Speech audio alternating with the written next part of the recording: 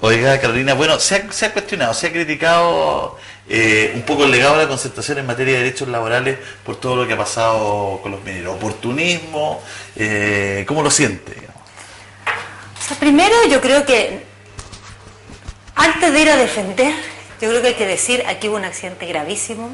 Todos los años mueren 35 mineros en Chile, no siempre con este impacto comunicacional.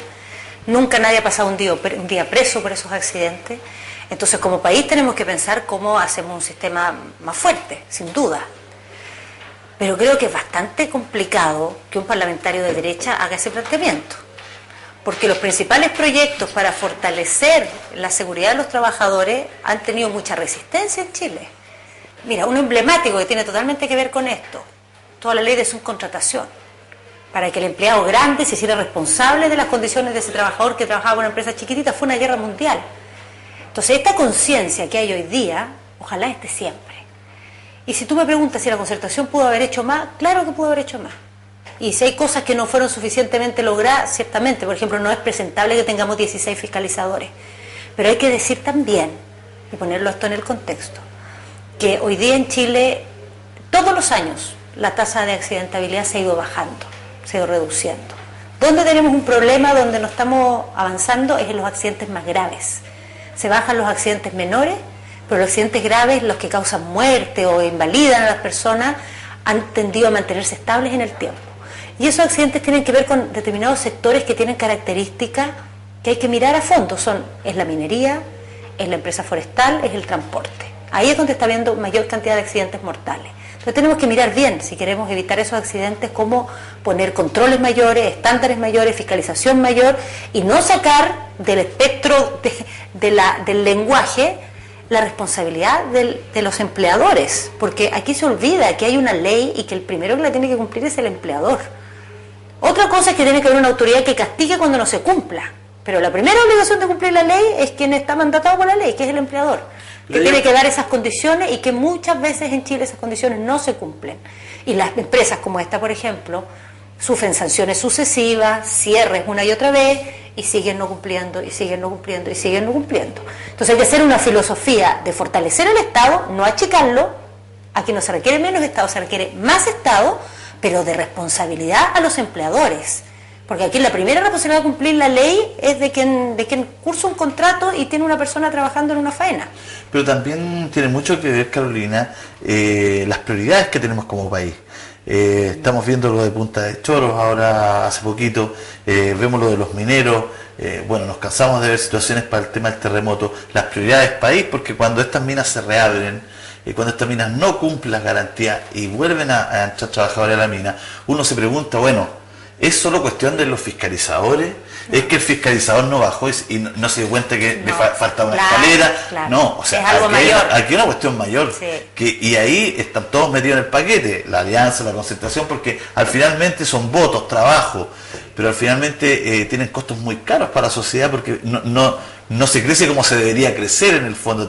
Tenemos, ¿no es cierto?, una base de barro para generar empleabilidad decente, digamos. Bueno, yo creo que aquí hay dos cosas grandes que se manifiestan, que son efectivamente temas de fondo de la sociedad chilena.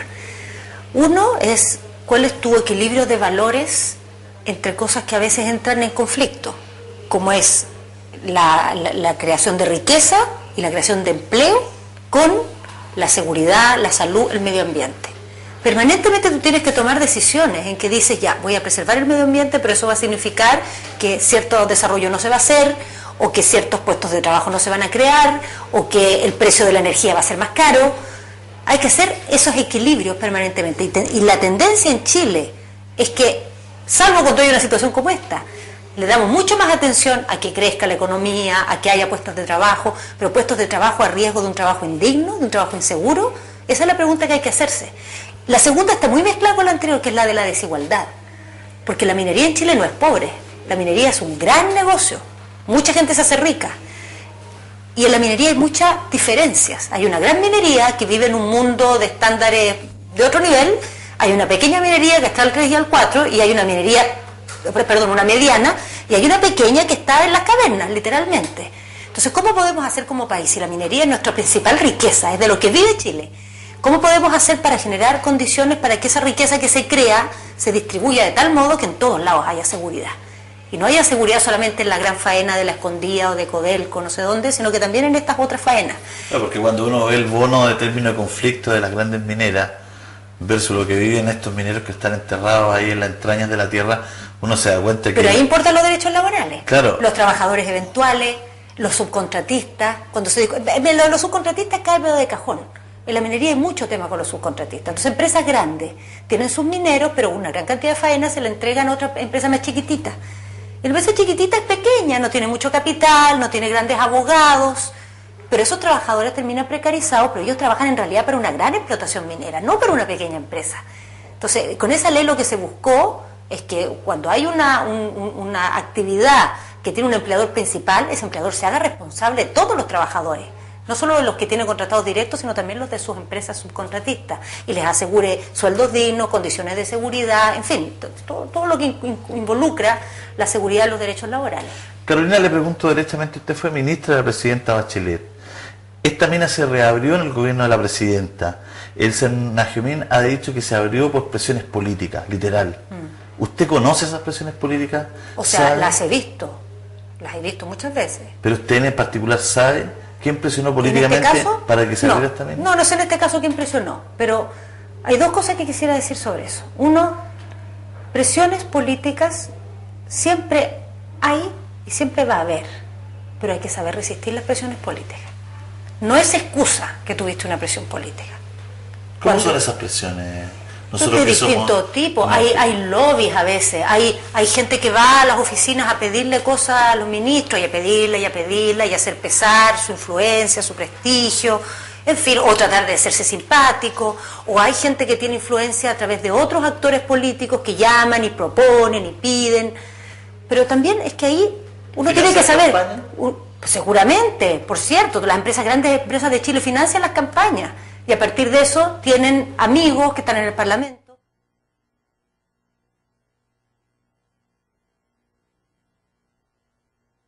Las empresas, proyecto que estuvo en el Parlamento hace unos años atrás y no había piso para aprobarlo. Entonces, pero hay varias cosas aquí que hacer como reformas, pero lo primero que hay que hacer es decir que un funcionario público no puede dejarse presionar, tiene que saber resistir, tiene que saber decir que no.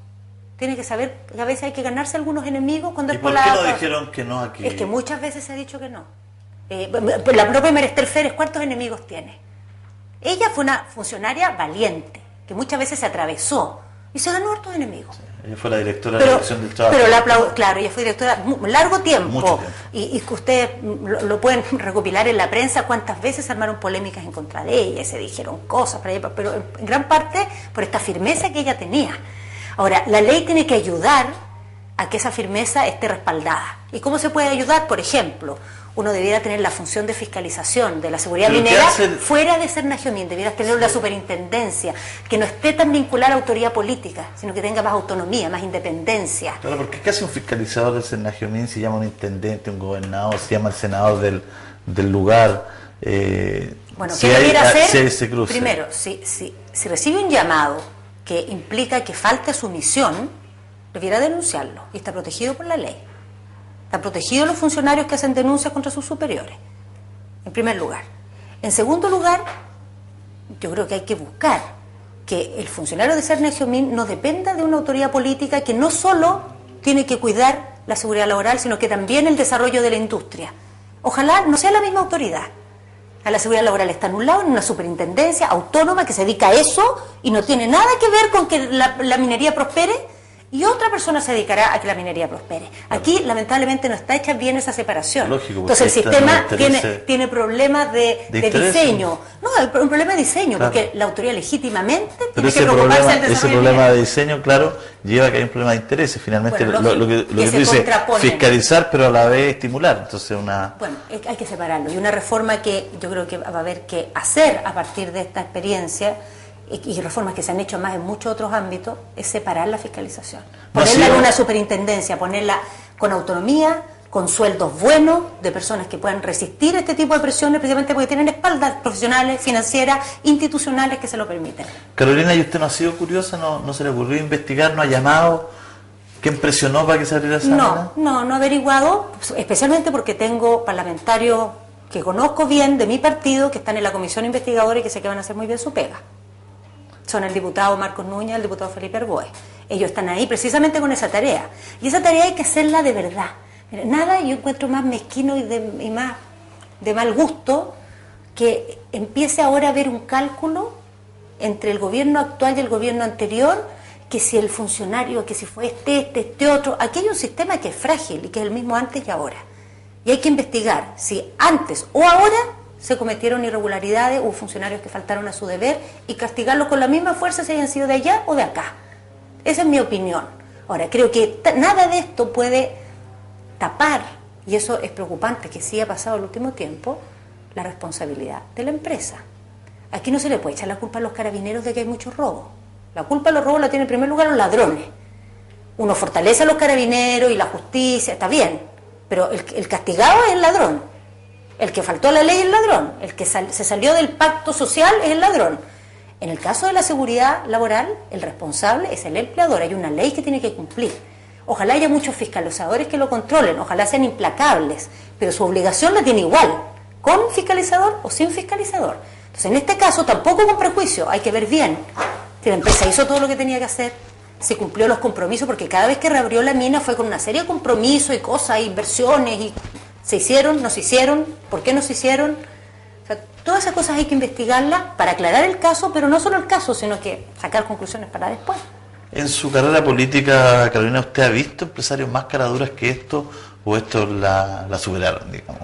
O sea, mira, superaron su experiencia, digamos. A ver, yo he visto muchas cosas caraduras, pero pocas que se pongan ante la cámara con esa actitud tan displicente. Porque aquí lo que ha sido impresionante es que ante las cámaras se toma esta actitud.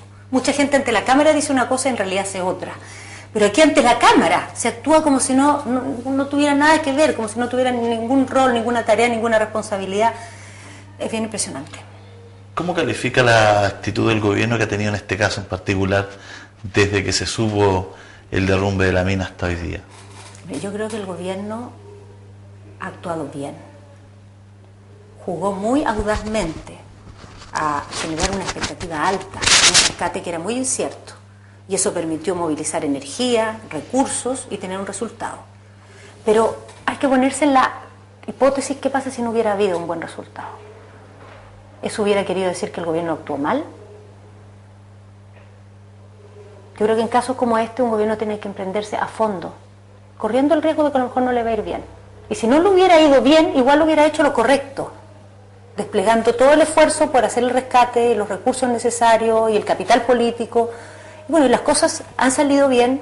Ahora tiene que venir el rescate, que no es menor, es de una complejidad tan grande como haberlos encontrado. Hay que apoyar también que eso se haga bien y con el mismo esfuerzo, la misma dedicación. Y yo creo que en esto no tiene que haber dos palabras. Hay que felicitar, hay que aplaudir y hay que decir que eso es producto de la decisión que el gobierno tuvo, es producto de los aportes que hicieron los trabajadores que estuvieron en la faena y es producto de la capacidad técnica y profesional que pusieron los profesionales de Codelco. No lo puso la empresa responsable, lo puso el Estado, lo puso la empresa pública. Y eso hay que valorarlo también, porque nada de esto hubiera resultado si Andrés Ugarret no hubiera estado ahí, no hubiera tenido el conocimiento que tiene, la vocación que tiene, el compromiso que tiene y el equipo profesional que lo apoyó. Bueno, todo eso ha logrado lo que tenemos hasta ahora, pero todavía queda el rescate y las conclusiones. Ojalá no nos caigamos en el camino, porque en Chile somos bien buenos para hacer la gran fiesta, todos contentos, y en 3 días más volvemos, como pasa ahora con el terremoto, ¿ves? Ahora estamos todos en esto, pero en el terremoto hay muchas cosas atrasadas, hay gente que lo está pasando mal, hay compromisos que no se han cumplido, pero como que nos olvidamos. Ojalá que no nos olvidemos acá y que lo tomemos en serio en todas sus ramificaciones.